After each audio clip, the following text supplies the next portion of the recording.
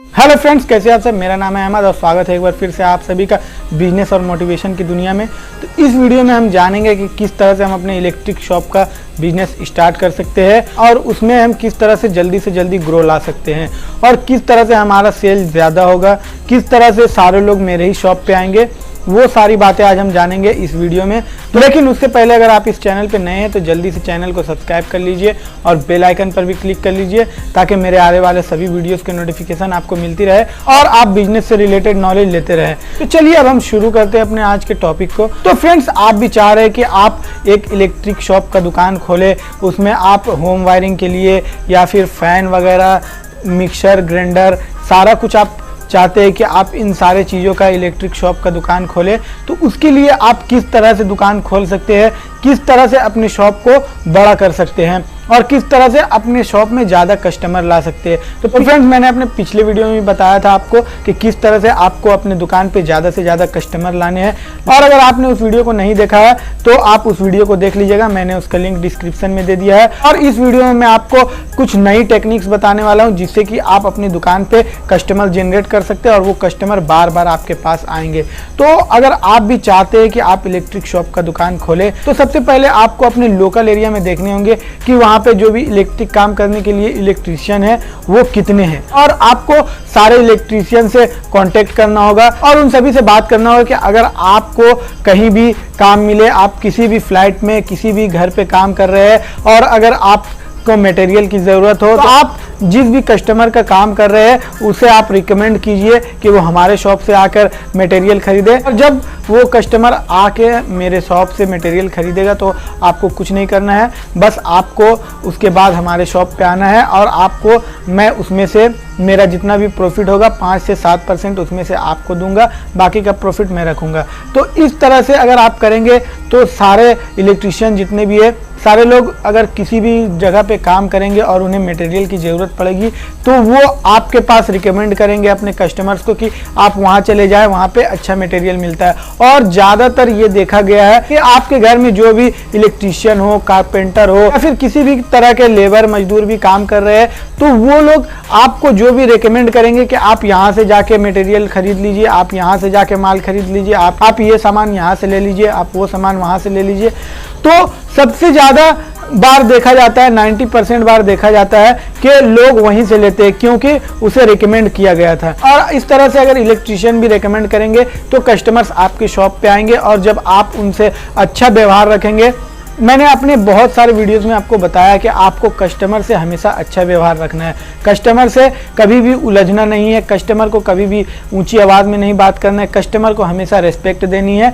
तो अगर आप हमेशा कस्टमर को रिस्पेक्ट देंगे तो कभी भी उन लोगों को कुछ भी ज़रूरत पड़े, चाहे उनके घर के बगल में ही क्यों ना हो इलेक्ट्रिकल शॉप, लेकिन वो वहाँ से नहीं लेंगे, आपके पास लेने के लिए आएंगे। क्यों?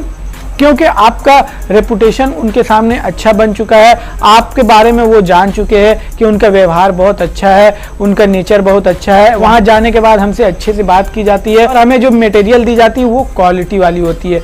और मैंने अपने बहुत सारे वीडियोस में ये भी बताया कि आपको हमेशा क्वालिटी वाली मटेरियल ही रखनी चाहिए। आपको हमेशा कोई भी आप अगर प्रोडक्ट सेल कर रहे हैं तो आप क्वालिटी वाला प्रोडक्ट सेल करिए, क्योंकि अगर आप क्वालिटी वाला प्रोडक्ट सेल नहीं करेंगे तो कोई भी कस्टमर आपकी शॉप पे एक बार आएगा और एक बार आने के बाद जब उसे पता चल जाएगा कि आपके मटेरियल की, आपके प्रोडक्ट की क्वालिटी अच्छी नहीं है तो दूसरे बार वो नहीं आएगा। तो आपको इन दो बातों का बहुत ज़्यादा ख्याल रखना है कि आपकी मटेरियल की क्वालिटी भी अच्छी होनी चाहिए और आपका व्यवहार भी अच्छा होना चाहिए। साथ ही साथ आप अगर इस तरह से काम करेंगे, आप आस पड़ोस के सारे इलेक्ट्रीशियन से कांटेक्ट में रहेंगे, उन लोगों को हमेशा ट्रीट देते रहेंगे, उन लोगों के लिए हमेशा सेमिनार करेंगे, उन लोगों के लिए हमेशा आप तरह तरह के ऑफर निकालेंगे, तो वो लोग अपने कस्टमर्स को आपके पास रिकमेंड करेंगे और फिर उसके कस्टमर आपके कस्टमर बन जाएंगे। उसके बाद आपके कस्टमर अपने फ्रेंड्स, अपने रिलेटिव्स को रिकमेंड करेंगे कि यार तुम अगर काम करवा रहे हैं तो आप मटेरियल जाके वहाँ से ले लीजिए, वहाँ पे उनका व्यवहार अच्छा है, उनका क्वालिटी अच्छा है और उनका रेट भी अच्छा है। आपको अपनी रेट भी जेन्युइन रखनी होगी, ना कि आपको अपने प्रोडक्ट को बहुत महंगे सेल करने होंगे। तो अगर आप इस तरह से काम करेंगे तो आपका बिजनेस बहुत जल्द ग्रो हो जाएगा, आपके शॉप पे बहुत जल्दी बहुत ज़्यादा लोग आने लगेंगे, आपके शॉप पे कस्टमर बिल्ड होने बहुत जल्द शुरू हो जाएंगे और आप अच्छा खासा मुनाफा कमा सकते हैं। क्योंकि मुनाफा कमाना बड़ी बात नहीं है, कस्टमर्स बिल्ड करना बड़ी बात है। और कस्टमर आपके पास तभी आएंगे जब आपका बिहेवियर, आपका नेचर और आपके प्रोडक्ट की क्वालिटी और आपका रेट अच्छा हो।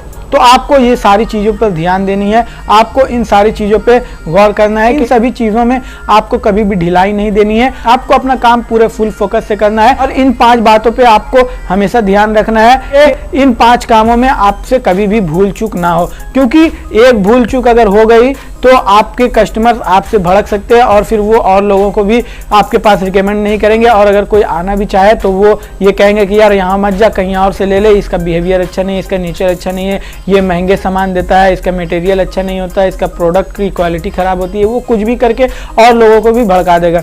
इसीलिए आपको इन 5 बातों पे हमेशा ध्यान रखना चाहिए। बात आती है कि आपके शॉप में अब कस्टमर बिल्ड होने लगे हैं, आपके शॉप में अब कस्टमर आने लगे, तो जब आपके शॉप में कस्टमर आएंगे तो आपका बिजनेस ऑटोमेटिक बढ़ने लगेगा। और जब आपका बिजनेस ऑटोमेटिक बढ़ने लगेगा तो फिर धीरे धीरे करके आप किसी एक अच्छे कंपनी का डिस्ट्रीब्यूटरशिप ले सकते हैं। उसके बाद आप डिस्ट्रीब्यूटरशिप लेके अड़ोस पड़ोस के सारे शॉप्स को होलसेल में आप उन लोगों को माल दे सकते हैं और आप अपना बिजनेस को बढ़ा सकते हैं। क्योंकि बिजनेस ये नहीं होता है कि आप कम लोगों से ज्यादा मुनाफा कमा लो। बिजनेस वो होता है कि आप ज्यादा लोगों से थोड़ा थोड़ा करके कमाओ, लेकिन ज्यादा कमा लो और आपके कस्टमर भी बने रहे। क्योंकि अगर आपके पास कस्टमर नहीं होगी तो आपका बिजनेस नहीं चलेगा, क्योंकि जिसके पास जनता है उसी की दुनिया सुनता है। तो अगर आपके पास जनता है तभी दुनिया आपकी सुनेगी, और अगर आपके पास जनता नहीं है तो दुनिया आपकी बात नहीं सुनेगी।